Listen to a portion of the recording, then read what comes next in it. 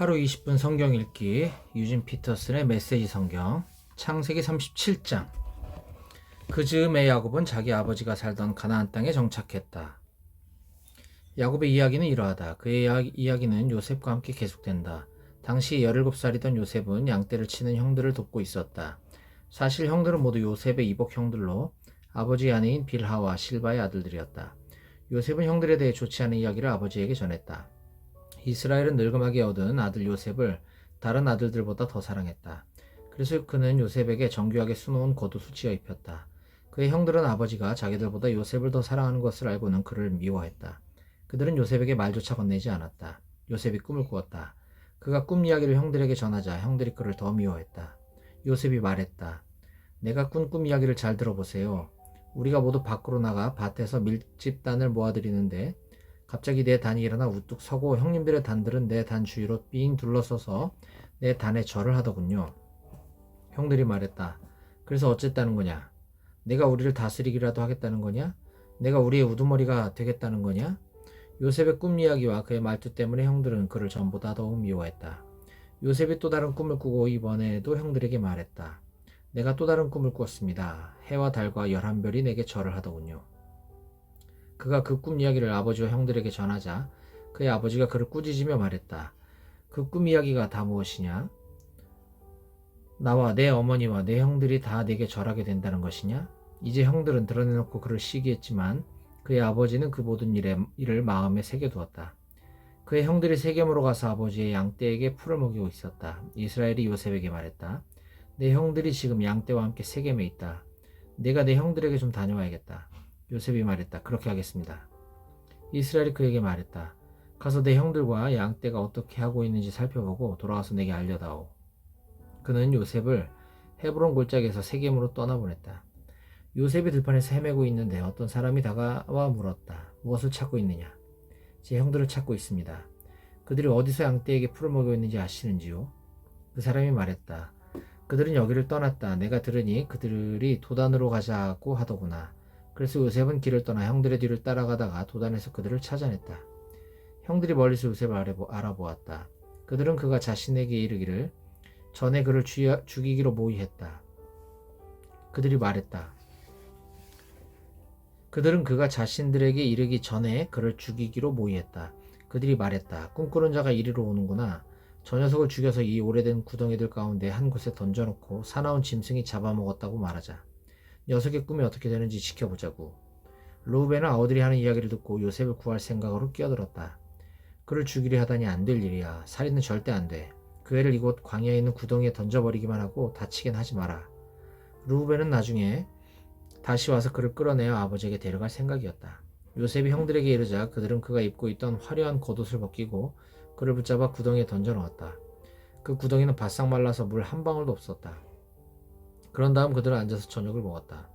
그들이 눈을 들어보니 길르앗에서 오는 이스마엘 상인 한떼가 보였다. 그들은 이집트에 가서 팔 향료와 향품과 향수를 여러 마리 낙타에 싣고 오는 길이었다. 유다가 말했다. 형제들아, 우리가 아우를 죽이고 그 흔적을 감춘다고 해서 얻는 게 무엇이냐? 그 아이를 죽이지 말고 이스마엘 사람들에게 팔아넘기자. 따지고 보면 그 아이도 우리의 형제, 우리의 혈육이다. 형제들이 그의 말에 동의했다. 그때 미디안 상인들이 지나가고 있었다. 형들이 요셉을 구덩이에서 끌어내어 이스마엘 사람들에게 은화 20개를 받고 팔아넘겼다. 이스마엘 사람들은 요셉을 데리고 이집트로 내려갔다. 나중에 르우벤이 돌아와 구덩이로 가서 보니 요셉이 거기 없었다. 그는 비통한 마음에 자기 옷을 찢었다. 그가 어찌할 바를 몰라 하며 형제들에게 가서 말했다. 아이가 사라지고 없다. 이제 어찌해야 하나? 그들이 요셉의 겉옷을 가져다가 염소 한 마리를 죽인 다음 그 피에 옷을 담갔다. 그들은 그 겉옷을 아버지에게 가지고 와서 말했다. 저희가 이것을 발견했습니다. 살펴보십시오. 아버지의 아들의 겉옷이 맞나요? 야곱은 곧바로 그 겉옷을 알아보았다. 내 아들 옷이다. 사나운 짐승이 그 애를 잡아먹었구나. 요셉의 갈기갈기 찢겨 죽었구나. 야곱은 슬픔에 잠겨 자기 옷을 찢고서 거칠고 굵은 베옷을 입고 아들의 죽음을 오래도록 슬퍼했다. 자녀들이 위로하려고 했으나 그는 그들의 위로를 마다했다. 나는 내 아들의 죽음을 슬퍼하면서 무덤으로 가려한다. 아버지는 요셉을 생각하며 하염없이 눈물을 흘렸다. 미디안 상인들이 이집트에서 요셉을 보디발에게 팔아넘겼다. 보디발은 바로의 신하로 바로의 왕실 일을 맡아보는 사람이었다. 창세기 38장. 그 무렵 유다는 형제들로부터 떨어져 나와 히라라고 하는 아둘람 사람과 함께 지내고 있었다. 그곳에 있는 동안 유다는 가나안 사람 수아의 딸을 만났다. 유다가 그녀와 결혼하여 잠자리를 같이 하니 그녀가 임신하여 아들을 낳고 아이의 이름을 엘이라고 했다.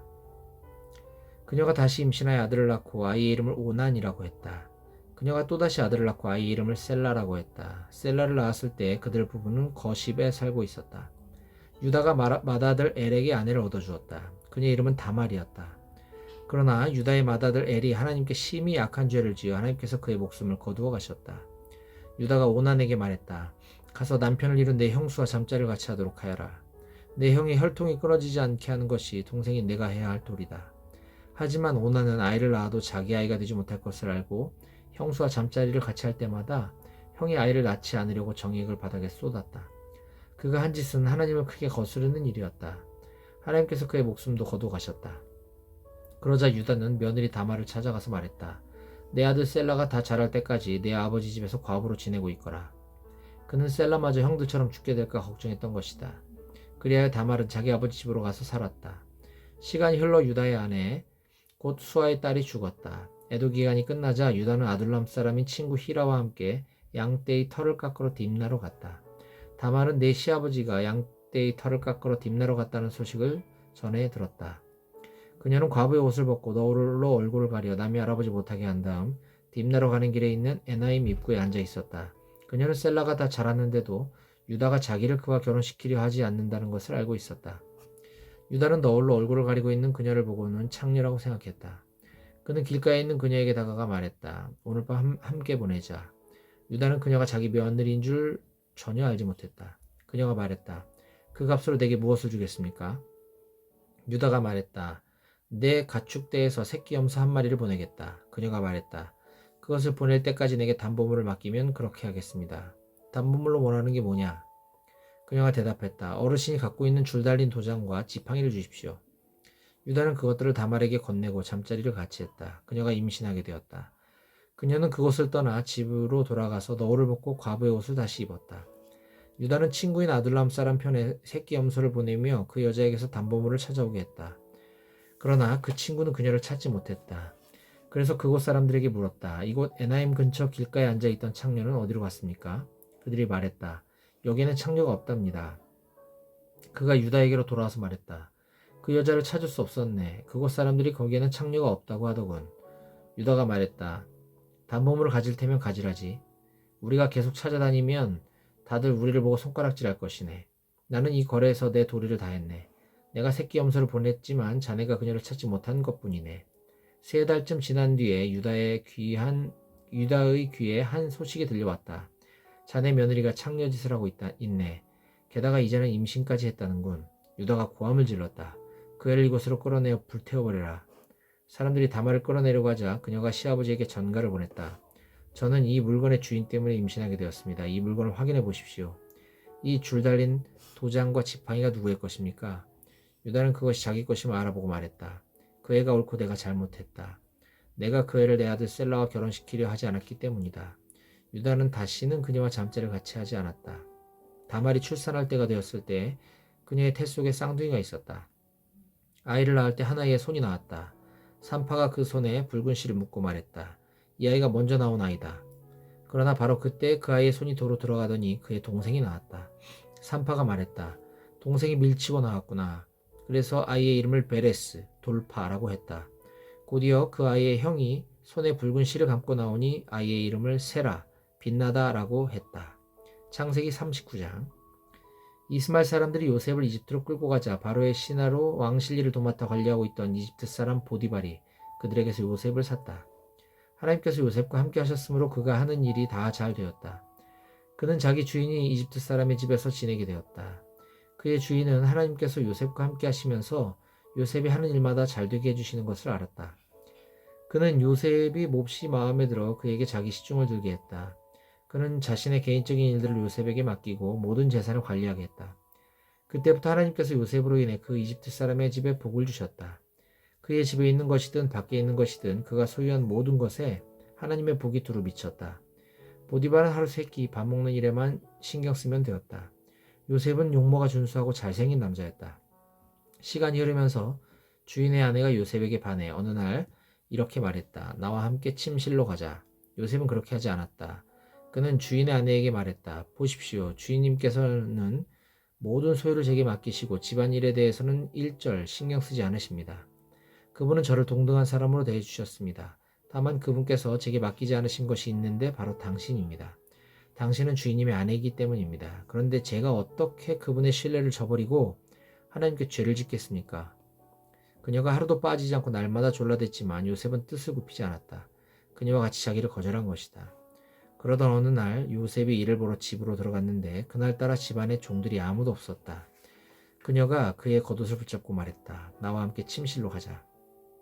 요셉은 그녀의 손에 겉옷을 버려두고 집 밖으로 뛰쳐나갔다. 그녀는 그가 겉옷을 자기 손에 버려두고 뛰쳐나가는 것을 알고는 종들을 불러 말했다. 이것 좀 봐라. 저 히브리 놈이 본색을 드러내서 너희 모르게 나를 유혹하려 하는구나. 저놈이 나를 욕보이려고 해서 내가 크게 소리를 질렀더니 내 고함과 비명소리를 듣고는 이렇게 겉옷을 내 손에 버려두고 밖으로 도망쳤다. 그녀는 자기 주인이 집에 돌아올 때까지 요셉의 겉옷을 가지고 있다가 그에게 같은 이야기를 들려주었다. 당신이 데려온 히브리 놈이 내 뒤를 쫓아와서 나를 희롱하려고 하지 뭐예요? 내가 소리치고 비명을 질렀더니 이렇게 자기 겉옷을 내 손에 버려두고 밖으로 도망쳤답니다. 요셉의 주인은 이게 다 당신의 종이 벌인 일이에요. 라고 하는 아내의 이야기에 격분했다. 그는 요셉을 붙잡아 왕의 죄수들을 가두는 감옥에 쳐넣었다.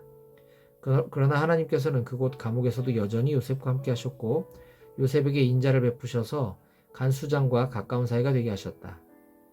간수장은 요셉에게 모든 죄수를 맡겼고 요셉은 모든 일을 잘 처리했다. 간수장은 요셉에게 자유를 주고 전혀 간섭하지 않았다.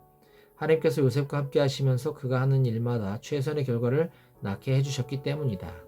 창세기 40장. 시간이 흘러 이집트 왕의 술잔을 맡은 관리와 빵을 맡은 관리가 자신들의 주인인 이집트 왕의 뜻을 거스르는 일이 있었다. 바로는 두 관리, 곧 술잔을 맡은 관리와 빵을 맡은 관리에게 크게 노하여 그들을 감옥에 가두고 경호대장의 감시를 받게 했다. 그들이 갇힌 곳은 요셉이 갇힌 곳과 같은 감옥이었다. 경호대장은 요셉에게 그들의 시중을 들도록 지시했다. 감옥에 갇힌 지 얼마 뒤에 술잔을 맡은 관리와 빵을 맡은 관리가 같은 날 밤에 꿈을 꾸었는데 각자의 꿈이 저마다 의미를 가지고 있었다. 요셉이 아침에 그들에게 가보니 둘 다 기운이 없어 보였다. 그래서 그는 자신과 함께 갇혀있는 바로의 두 관리에게 물었다. 무슨 일입니까? 어째서 얼굴에 수심이 가득합니까? 그들이 말했다. 우리가 각자 꿈을 꾸었는데 그 꿈을 해석해 줄 사람이 없어서 그러네. 요셉이 말했다. 꿈의 해석은 하나님께로부터 오는 것이 아닙니까? 어떤 꿈을 꿨는지 이야기해 보십시오. 술잔을 맡은 관리가 먼저 요셉에게 자기 꿈을 이야기했다. 꿈에 보니 내 앞에 포도나무가 있는데 가지가 3개 달려있더군. 싹이 나고 꽃이 피더니 포도송이들이 익는 거야. 나는 바로의 술잔을 가지고 있었는데 그 포도송이들을 따서 바로의 술잔에 짜놓고는 그 잔을 바로께 올려드렸네. 요셉이 말했다. 그 뜻은 이렇습니다. 가지 셋은 사흘을 뜻합니다. 사흘 안에 바로께서 당신을 이곳에서 꺼내어 복직시키실 것입니다. 당신은 술잔을 맡은 관리였을 때와 똑같이 바로께 술잔을 올려드리게 될 것입니다. 당신의 일이 잘 되면 저를 기억해 주십시오. 바로께 제 사정을 아뢰어 주셔서 저를 이곳에서 꺼내 주십시오. 저는 히브리 사람의 땅에서 납치되어 왔습니다. 그리고 저는 여기서도 이 감옥에 갇힐 만한 일을 한 적이 없습니다. 요셉의 꿈 해석이 좋은 것을 보고 빵을 맡은 관리도 그에게 말했다. 내 꿈은 이러하네. 버들가지를 엮어 만든 바구니 3개가 내 머리 위에 있었네. 맨 위 바구니에는 갓 구운 온갖 빵들이 있었는데 새들이 내 머리 위에 바구니에서 그것을 쪼아먹고 있었네. 요셉이 말했다. 그 꿈의 해석은 이렇습니다. 바구니 셋은 사흘을 뜻합니다. 사흘 안에 바로께서 당신의 머리를 베고 당신의 몸을 기둥에 매달 텐데 그러면 새들이 와서 당신의 뼈가 드러날 때까지 모조리 쪼아먹을 것입니다. 사흘째 되는 날, 그날은 바로의 생일이었다. 바로는 모든 신하를 위해 잔치를 베풀고 술잔을 맡은 관리와 빵을 맡은 관리를 모든 신하가 볼 수 있도록 영광의 자리에 나란히 세웠다. 그런 다음 술잔을 맡은 관리를 본래 직위에 복직시켰다. 그 관리는 전과 똑같이 바로에게 술잔을 따라 올렸다. 하지만 빵을 맡은 관리는 요셉이 해석한 대로 기둥에 매달게 했다. 그러나 술잔을 맡은 관리는 요셉에게 신경 쓰지 않았다. 요셉의 처지를 까맣게 잊고 만 것이다. 창세기 41장. 그로부터 2해가 지난 뒤에 바로가 꿈을 꾸었다. 꿈에 그는 나일강에 서 있었다. 튼튼해 보이는 암소 7마리가 나일강에서 올라와 습지에서 풀을 뜯고 있었다. 뒤이어 가죽만 남은 암소 7마리가 강에서 올라와 강가에 있는 암소들 곁에 섰다. 그러더니 바싹 마른 암소들이 튼튼한 암소 7마리를 잡아먹는 것이었다. 그때 바로가 잠에서 깨어났다. 바로가 다시 잠이 들어 두 번째 꿈을 꾸었다. 줄기 하나에서 튼실하고 잘 여문 이삭 7이 자라났다. 곧이어 이삭 7이 더 자라났는데 이번에는 야위고 동풍에 바싹 마른 것들이었다. 그 야윈 이삭들이 튼실하고 잘 여문 이삭들을 삼켜버렸다. 바로가 잠에서 깨어보니 또 다른 꿈이었다. 아침이 되자 바로는 마음이 뒤숭숭했다. 그는 사람을 보내어 이집트의 마술사와 현자들을 모두 불러들였다. 바로가 그들에게 자신이 꾼 꿈을 이야기했으나 그들은 그 꿈을 바로에게 해석해주지 못했다. 그때 술잔을 맡은 관리가 용기를 내어 바로에게 말했다. 제가 오래전에 경험한 일을 말씀드렸어야 했는데 이제야 생각났습니다. 전에 왕께서 종들에게 노하셔서 저와 빵을 맡은 관리를 경호대장의 집에 가두신 적이 있습니다. 그때 저희 두 사람이 같은 날 밤에 꿈을 꾸었는데 각자 꾼 꿈이 저마다 의미가 있었습니다. 마침 그곳에 경호대장의 소유였던 젊은 히브리 중 하나가 저희와 함께 있었습니다. 저희가 꾼 꿈을 그에게 이야기했더니 그가 저희 꿈을 각기 다르게 해석해 주었습니다. 그리고 모든 일이 그가 해석한 대로 되어서 저는 복직되고 빵을 맡은 관리는 기둥에 매달렸습니다. 바로가 즉시 사람을 보내 요셉을 불러오겠다. 사람들이 서둘러 그를 감옥에서 끌어냈다. 요셉은 머리털을 깎고 깨끗한 옷을 입고서 바로 앞으로 나아갔다. 바로가 요셉에게 말했다. 내가 꿈을 꾸었는데 아무도 그것을 해석해주는 사람이 없다. 그런데 너는 꿈 이야기를 듣기만 하면 해석해낸다고 하더구나. 요셉이 대답했다. 제가 아니라 하나님께서 하시는 것입니다. 하나님께서 왕의 마음을 편하게 해주실 것입니다. 그러자 바로가 요셉에게 말했다. 꿈에 내가 나일 강가에 서 있었다. 튼튼해 보이는 암소 7마리가 강에서 올라와 습지에서 풀을 뜯고 있었다. 뒤이어 가죽만 남은 암소 7마리가 올라왔는데 그처럼 흉한 소는 일찍이 이집트에서 본 적이 없었다. 그런데 가죽만 남아 보기 흉한 암소 7마리가 먼저 올라온 튼튼한 암소 7마리를 잡아먹었다. 그러나 그렇게 잡아먹고도 전과 같이 뼈와 가죽만 남아 보기 흉한 모습이었다. 다른 소를 잡아먹었다고는 짐작할 수 없을 정도였다. 그러고는 잠에서 깨어났다. 두 번째 꿈에 보니 줄기 하나에서 튼실하고 잘 여문 이삭 7이 자라나고 뒤이어 쭈글쭈글하고 야위고 동풍에 바싹 마른 이삭 7이 자라났다.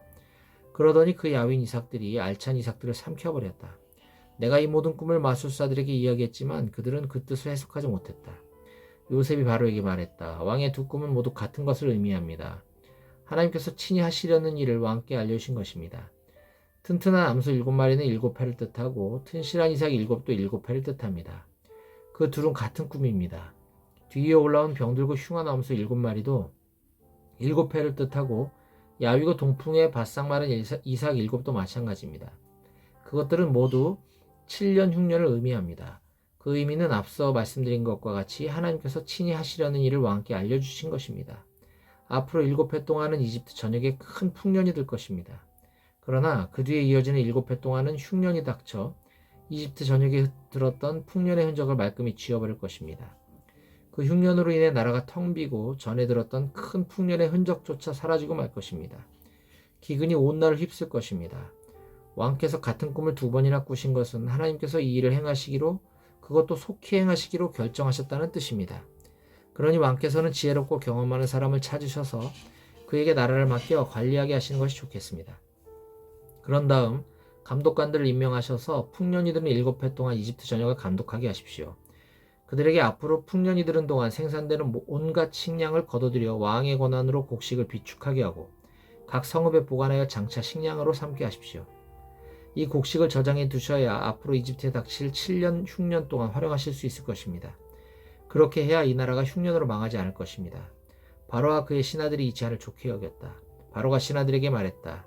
이 사람이야말로 우리에게 필요한 사람이 아니겠소? 이 사람처럼 그 안에 하나님의 영이 있는 사람은 어디서 찾을 수 있겠소? 바로가 요셉에게 말했다. 그대야말로 우리가 찾는 사람이요. 하나님께서 그대에게 앞으로 일어날 일의 내막을 알려주셨으니 그대처럼 자격을 갖춘 사람, 그대처럼 경험 많고 지혜로운 사람도 없을 것이요. 이제부터 그대가 내 일을 맡아보시오. 나의 모든 백성이 그대에게 보고할 것이요. 내가 그대보다 높은 게 있다면 왕이라는 사실뿐이요. 바로가 요셉을 임명하면서 말했다. 이집트 온 땅을 그대 손에 맡기겠소. 그런 다음 바로는 자신의 손가락에서 인장 반지를 빼내어 요셉의 손가락에 끼워주었다. 바로는 요셉에게 가장 좋은 세마포 옷을 입히고 목에 금목걸이를 걸어주었다. 그리고 왕의 전차에 버금가는 전차를 내주어 요셉이 마음대로 쓰게 했다.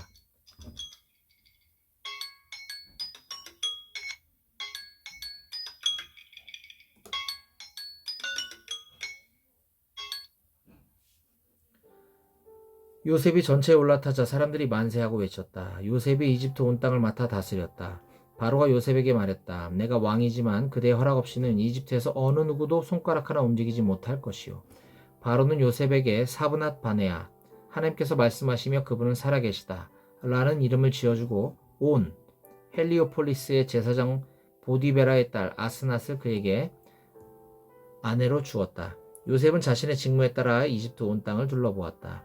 요셉이 이집트 왕 바로를 위해 일하기 시작할 때 그의 나이 30살이었다. 요셉은 바로 앞에서 물러나오자마자 이집트에서 일을 시작했다. 풍년이 든 7해 동안 그 땅은 풍성한 곡식을 냈다. 요셉은 이집트에 찾아온 7해 풍년 동안 생산된 식량을 거두어들여 여러 도시에 비축했다. 각 도시마다 주변 밭에서 거두어들인 잉여 농산물을 저장하게 했다. 요셉이 얼마나 많은 곡식을 거두어들였던지 바다의 모래처럼 많았다. 나중에는 그 수를 헤아리는 것조차 포기해야 할 정도였다. 요셉은 7해 흉년이 닥치기 전에 온의 제사장 보디베라의 딸 아스나스에게서 두 아들을 보았다. 요셉은 하나님께서 나의 모든 고난과 내 아버지의 집을 잊게 해주셨다고 말하며 맏아들의 이름을 므낫세, 있다라고 했다. 또 하나님께서 내 슬픔의 땅에서 나를 번성하게 해주셨다고 말하면서 둘째 아들의 이름을 에브라임, 갑절의 번성이라고 했다. 7해 풍년이 끝나고 요셉이 말한 대로 7해 흉년이 찾아왔다. 모든 나라가 기근을 겪었으나 식량이 있는 나라는 이집트뿐이었다. 기근이 이집트 전역으로 확산되자 괴로움에 빠진 백성이 바로에게 먹을 것을 달라고 부르짖었다. 바로는 이집트 사람들에게 이렇게 말했다. 요셉에게 가서 그가 일러주는 대로 하여라. 기근이 더욱 심해져 이집트 온 땅을 덮자 요셉은 곡식 창고를 열어 비축해 두었던 식량을 이집트 사람들에게 팔았다. 기근이 극심했다. 이윽고 온 세상이 요셉에게서 식량을 사려고 모여들었다. 기근이 온 세상을 덮쳤던 것이다.